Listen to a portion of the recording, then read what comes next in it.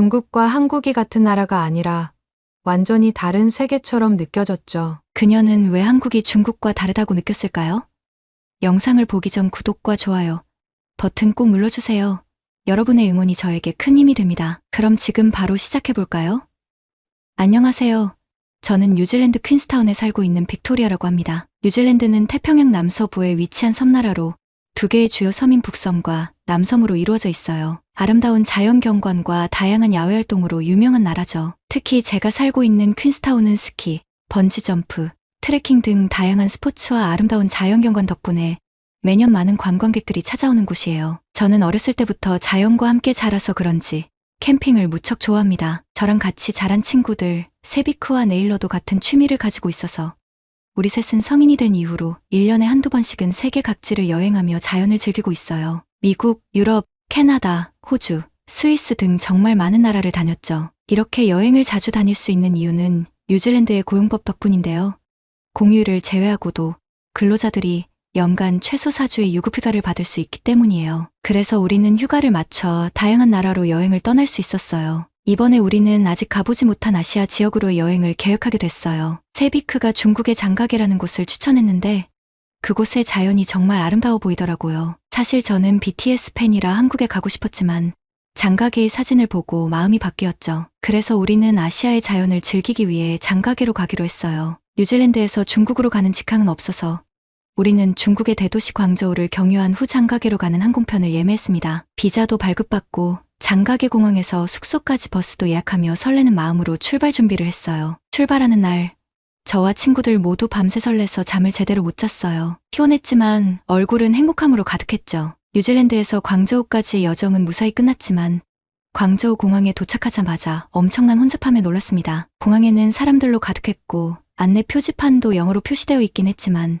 알아보기 어렵게 잘못된 글자로 표시되어 있어서 혼란스러웠어요. 안내 표지가 명확하지 않고 표지판도 부족해서 길을 찾는 것이 정말 힘들었어요. 경유 시간이 얼마 남지 않아서 공항 직원에게 문의를 했는데 그 직원은 영어를 전혀 알아듣지 못하고 중국어로만 말하는 거예요. 당연히 저희는 이해할 수 없었죠. 여러 공항 직원을 붙잡고 물어보았지만 한참이 지나서야 영어를 할 줄 아는 사람을 겨우 찾을 수 있었고 힘들게 환승 승객용보안 검사 구역을 찾았습니다. 우리는 시간이 촉박해져서 마음이 조급해진 상태로 줄을 서서 기다리고 있었어요. 그런데 갑자기 수백 명쯤 되어 보이는 중국인들이 몰려오더니 줄이 사라져버리고 환승 승객용보안 검사 구역은 아비규환이 되고 말았어요. 많은 사람들이 저와 친구들을 밀치고 앞으로 나가려고 하면서 우리는 뒤로 밀려버렸죠. 주변이 너무 시끄러워서 항의해도 우리의 목소리가 전혀 들리지 않았어요. 겨우 보안 검사를 통과했지만 안타깝게도 우리가 예약한 비행기는 이미 떠나버렸더라고요. 우리는 상황을 설명하며 공항 직원에게 항의하려 했지만 언어가 제대로 통하지 않았어요. 비행기가 떠난 지 2시간이 넘어서야 영어로 소통할 수 있는 직원을 만날 수 있었죠. 그 직원에게 우리의 상황을 말했지만 공항 직원은 경유 시간은 충분했고 우리가 늦어서 항공기에 탑승하지 못한 것에 대해서는 책임질 수 없다는 말만 반복했습니다. 새로운 비행기 티켓을 끊어야 했고 그마저도 예약한 특가 금액이 아닌 현재 판매되고 있는 금액으로 항공권을 구입해야 한다는 얘기를 들었어요. 게다가 장가게로 가는 직항 항공편이 많이 없어서 우리 셋이 동시에 이동할 수 있는 가장 빠른 비행기가 이틀 후라는 것이었죠. 저와 친구들은 공항의 대처에 화가 났지만 중국에서 우리가 할 수 있는 것은 없었어요. 공항 직원은 우리에게 장가게로 갈 수 있는 3가지 방법을 알려주었습니다. 첫 번째는 몇 배나 비싼 금액을 내고 이틀 후 항공권을 다시 예매한 후 이틀간 광저우에 머무는 것.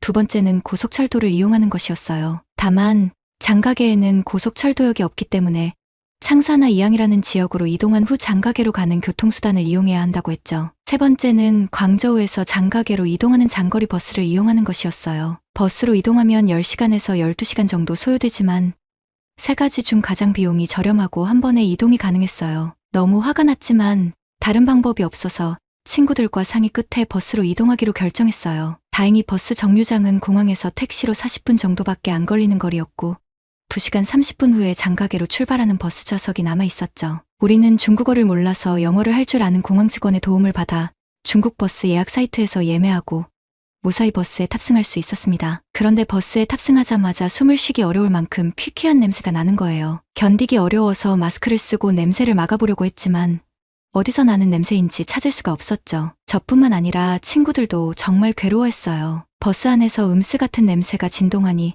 속에서 신물이 올라오더라고요. 다행히 기내에서 제대로 먹은 게 없어서 구토는 하지 않았어요. 네일러가 기내용 수면제를 챙겨온 게 있어서 우리는 수면제를 먹고 잠을 청하려고 했죠. 3시간쯤 버스를 타고 이동하던 중 버스기사가 차를 세우고 중국어로 뭔가를 말했어요. 창밖을 살펴보니 고속도로 휴게소에 도착한 것 같았어요. 맑은 공기를 쐬기 위해 밖으로 나가려고 일어섰는데 저와 친구들 모두 경악할 수밖에 없었어요. 우리가 앉아있던 자리를 제외한 모든 자리에 엄청난 쓰레기 산이 있었던 거예요. 버스를 탔을 때는 없던 쓰레기들이 단 3시간 만에 바닥을 뒤덮었더라고요. 우리는 쓰레기를 피해 겨우 밖으로 나왔지만 앞으로 7시간에서 9시간을 더 이 쓰레기와 함께 가야 한다니 걱정이 이만저만이 아니었죠. 속이 울렁거렸지만 배가 고파서 간단한 식사와 음료수라도 사 먹으려고 휴게소로 들어갔어요. 그런데 휴게소 문을 열고 1초도 안 돼서 바로 문을 닫아버렸습니다. 안에 엄청난 인파가 있었고 버스 안보다 더 많은 쓰레기 더미가 가득했어요. 도저히 말로 표현할 수 없는 더러움이었고 그 장면은 지금도 생생하게 떠오를 정도로 끔찍했어요. 화장실 상황도 말할 수 없을 만큼 열악했습니다. 온갖 오물이 가득했는데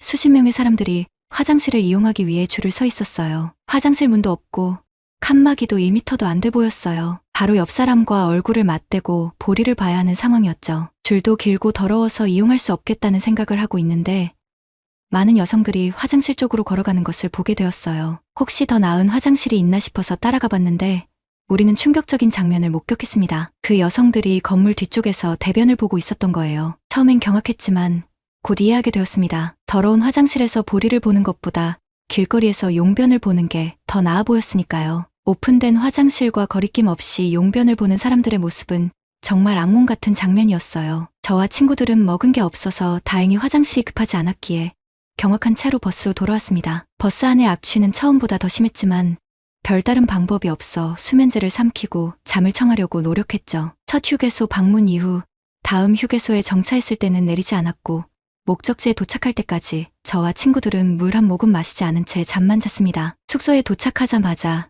긴장이 풀려서인지 모두 침대에 누워 아무런 의욕도 없었어요. 18시간 넘게 공복 상태였지만 아무도 배가 고프다고 하지 않았어요. 광저우에서 장가계로 이동하는 동안 겪었던 충격적인 경험들이 평생 기억에 남을 정도였기 때문에 다들 아무 말도 할 수 없었던 것 같아요. 다음날 아침 저와 친구들은 지친 몸을 애써 추스르고 기다리던 장각의 산을 보기 위해 이른 시간부터 서둘렀어요. 버스에서 겪은 악몽 같은 경험이 있었기 때문에 이번에는 비싸더라도 택시를 타고 천문산 케이블카 승강장까지 이동하기로 했죠. 그런데 택시로 이동하는 동안에도 무질서하게 끼어드는 차량들 때문에 예상했던 시간의 2배는 걸려서야 겨우 도착할 수 있었어요. 케이블카를 타기 위해 긴 줄을 서서 기다리는데 장가게에서도 여기저기 새치기하는 중국인들이 있었어요. 새치기한 사람들과 줄을 서 있던 사람들 사이에 다툼이 벌어졌고 여기저기서 큰 소리로 싸우는 모습이 이어졌어요. 너무 시끄러워서 귀를 막아도 멍멍해질 정도였죠. 게다가 케이블카를 기다리는 줄에서도 바닥에 쓰레기를 버리는 사람들이 많아서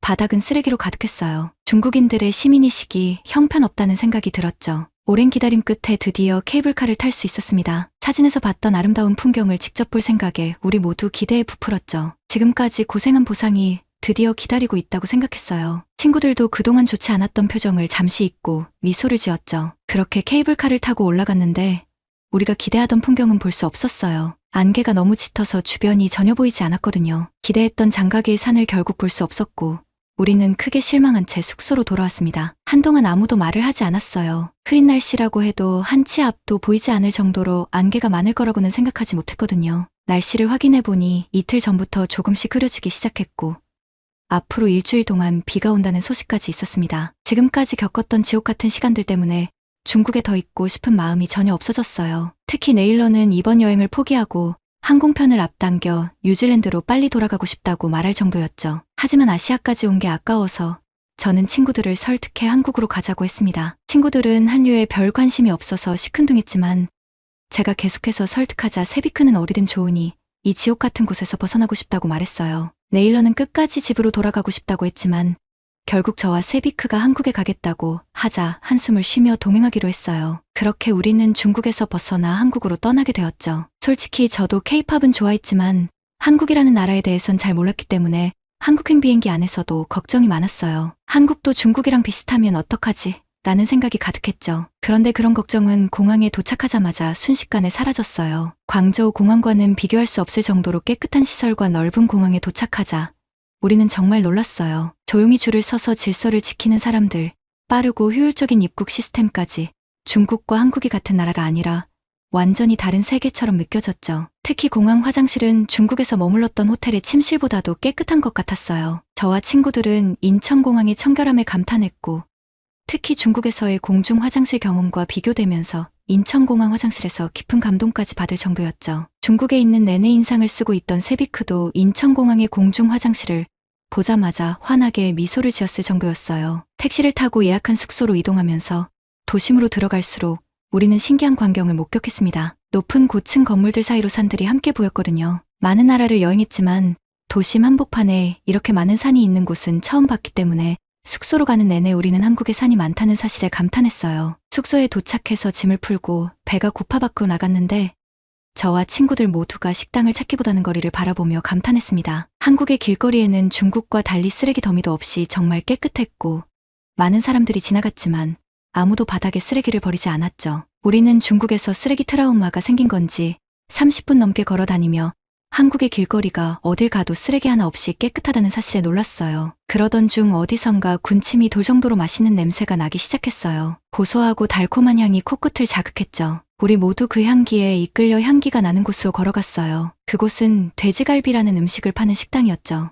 우리는 곧바로 식당에 들어가 돼지갈비를 주문했는데 식당 아주머니께서 고기 굽는 것을 도와주셔서 음식을 주문한 지 얼마 지나지 않아 돼지갈비를 맛볼 수 있었어요. 돼지갈비는 부드럽고 촉촉한 고기가 입안에서 사르르 녹으며 달콤 짭짤한 맛이 입안에 가득 퍼졌고 깊은 감칠맛이 있더군요. 저와 세비크는 돼지갈비에 푹 빠져서 둘이서 3인분을 먹었어요. 하지만 네일러는 입맛이 없다며 제대로 먹지 못하더라고요. 속이 안 좋은 건 아닌지 걱정돼서 물어봤는데 네일러는 그저 속이 안 좋다고 말했어요. 네일러와 달리 저와 세비크는 아시아로 여행 온 후 처음으로 한국의 돼지갈비집에서 제대로 된 식사를 할 수 있었어요. 식사를 마치고 숙소로 돌아가는 길에 서울은 정말 신기한 곳이라는 생각이 들었어요. 도심을 걷는데도 산이 보였거든요. 저와 친구들은 자연과 캠핑을 좋아하기 때문에 가까운 곳에서 등산이나 캠핑을 하고 싶다는 생각이 간절해졌어요. 그래서 숙소 직원에게 서울과 가까운 곳에서 자연을 즐길 수 있는 장소들을 물어봤죠. 직원은 유창한 영어로 저희에게 놀라운 정보를 알려줬어요. 북한산, 관악산,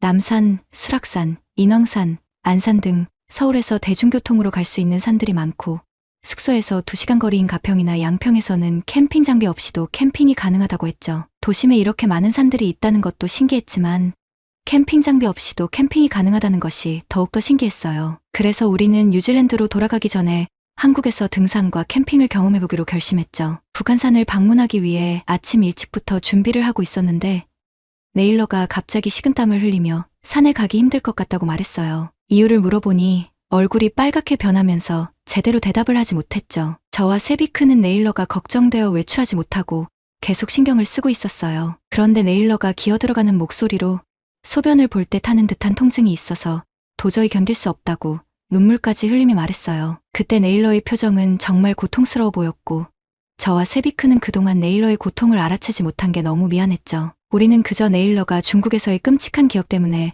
표정이 안 좋다고만 생각했던 거예요. 그래서 우리의 여행 경비를 조금 더 쓰더라도 네일러를 한국의 민간 의료병원에 데려가기로 결정했어요. 숙소 직원의 도움을 받아 가까운 비뇨기과로 이동했고 네일러는 요로감염이라는 진단을 받았죠. 알고 보니 네일러는 중국의 더러운 화장실 때문에 계속 소변을 참았고 한국에 오기 전부터 통증이 있었지만 그냥 넘어가려 했던 거였어요. 하지만 통증은 점점 심해졌고 나아질 기미가 보이지 않자 혼자 뉴질랜드로 돌아가려 했다고 말하더군요. 네일러가 돼지갈비집에서 제대로 식사를 못한 것도 다 요로 감염의 통증 때문이었어요. 다행히도 비뇨기과 의사 선생님은 요로 감염이 급성으로 온 것이고 항생제를 복용하면 하루 이틀 내에 증상이 호전될 거라고 말씀해 주셨어요. 약을 일주일 정도 복용하면 완치될 수 있다고 하셨죠. 우리는 그 말을 듣고 안도했어요. 다행히 심각하지 않아서 정말 감사한 마음이 들었죠. 그러나 병원비가 얼마나 나올지 걱정이 되기 시작했어요. 수납을 하러 가는데 정말 말도 안 되는 일이 벌어졌습니다. 우리가 병원에서 치료받은 진료비는 검사비까지 포함해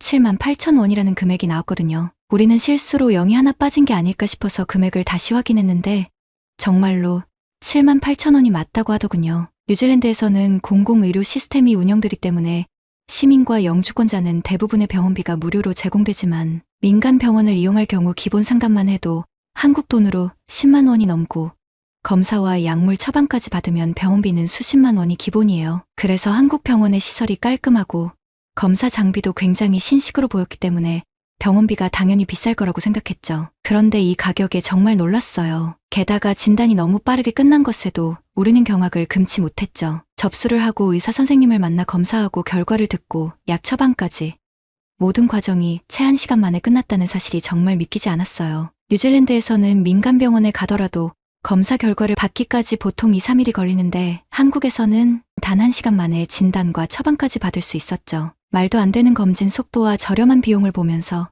저는 한국이 전 세계에서 가장 대단한 나라가 아닐까 하는 생각까지 들었어요. 네일러의 진료를 마치고 약을 타서 숙소로 돌아온 후 의사 선생님의 말씀대로 이틀간 항생제를 먹으며 무리한 운동을 피하기로 했어요. 저와 세비크는 아픈 네일러를 두고 둘만 여행을 떠나기엔 마음이 편치 않아서 함께 숙소에서 휴식을 취하며 서울 근교에 가볼 만한 캠핑장을 찾아보기로 했어요. 놀랍게도 서울에서 대중교통으로 2시간도 안 되는 거리에 많은 캠핑장이 있었는데 캠핑 시설이 잘 갖춰져 있고 장비도 모두 대여해주고 있었죠. 모든 것을 대여해주는데도 불구하고 비용이 한국 돈으로 10만 원대라니 너무 저렴해서 놀라울 따름이었어요. 병원비도 저렴하고 캠핑 비용도 말도 안 되게 저렴했어요. 만약 뉴질랜드에서 이런 비용으로 캠핑을 할 수 있었다면 우리는 주말마다 캠핑을 갔을 거예요. 네일러는 의사 선생님이 처방해준 약을 복용하더니 몇 시간 만에 통증이 거의 사라졌다고 신기해했고 우리는 바로 다음날 가평에 글램핑장을 예약하고 아침 일찍 이동하기로 했어요. 차가 없어서 글램핑장까지 어떻게 갈지 고민했는데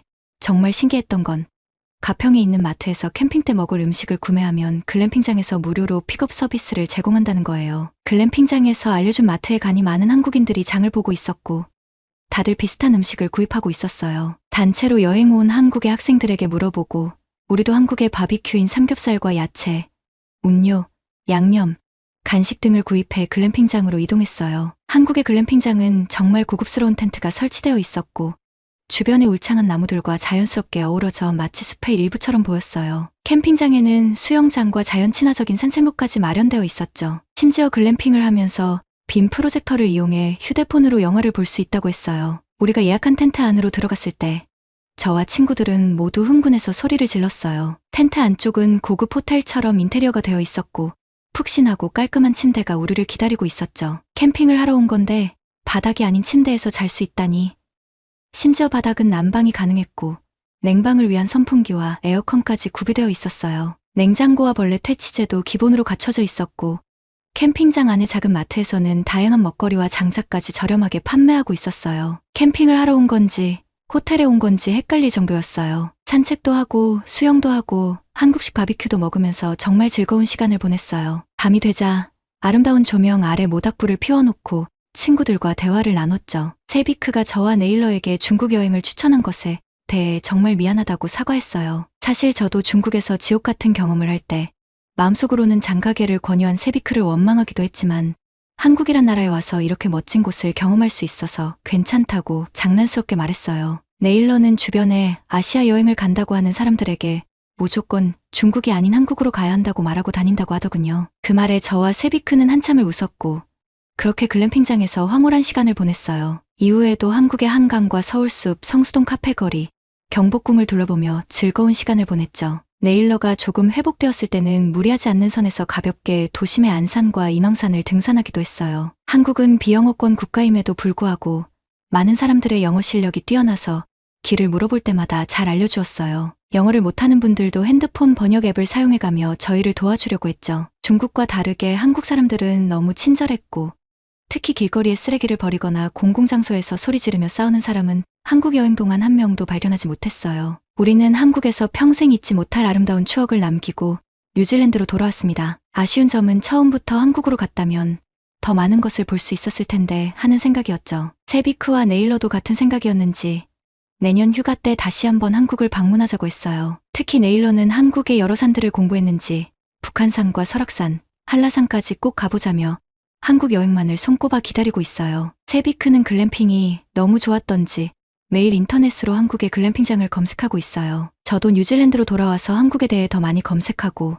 예전보다 더 한류에 푹 빠지게 되었어요. 많은 나라들을 다녀봤지만 한국처럼 도심과 자연이 아름답게 어우러진 곳은 정말 드물다고 생각해요. 내년 휴가 때 한국 여행이 너무 기대돼요. 저희가 한국에서 즐거운 시간을 보낼 수 있도록 도와주신 친절하고 다정한 한국분들께 정말 감사드립니다. 빅토리아 님의 이야기를 들으니 한국에서의 특별한 시간이 얼마나 소중했는지 느낄 수 있네요. 친구들과의 우정, 그리고 한국에서의 따뜻한 경험들이 더해져 더욱 아름다운 추억이 만들어진 것 같습니다. 다음 시간에도 재미있는 사연으로 돌아올 테니 기대해주세요.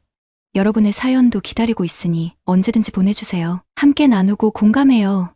여러분의 구독과 좋아요로 우리의 소중한 이야기가 더 많은 이들에게 전달될 수 있도록 노력하겠습니다. 다음에도 함께 해주시기를 기대합니다. 즐거운 하루 보내세요.